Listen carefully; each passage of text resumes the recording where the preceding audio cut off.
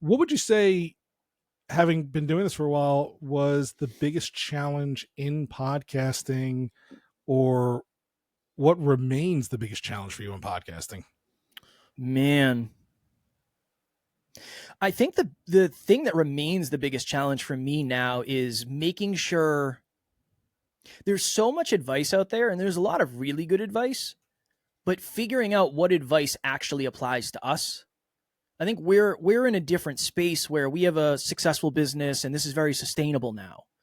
So it's not like I'm necessarily clamoring for listens.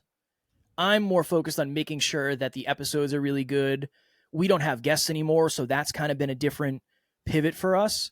So I think the hardest thing was monetizing, really, because this was the thing that was going to pay my bills. So making $1,000 a month wasn't going to be enough because I had more bills than that, unfortunately.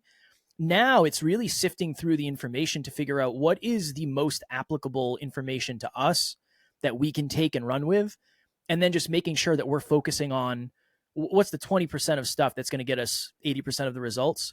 That's really a big thing for us because without the podcast, none of this exists. So we have to make sure that we're producing high quality content. And when you're doing an episode every day, it's a challenge when you have dozens of coaching clients and a 20 some odd person team to make sure that you're putting the podcast first. So I would say that's kind of the hardest thing now is with more opportunity, you need more discipline to make sure you're doing the right things that brought you the opportunity in the first place.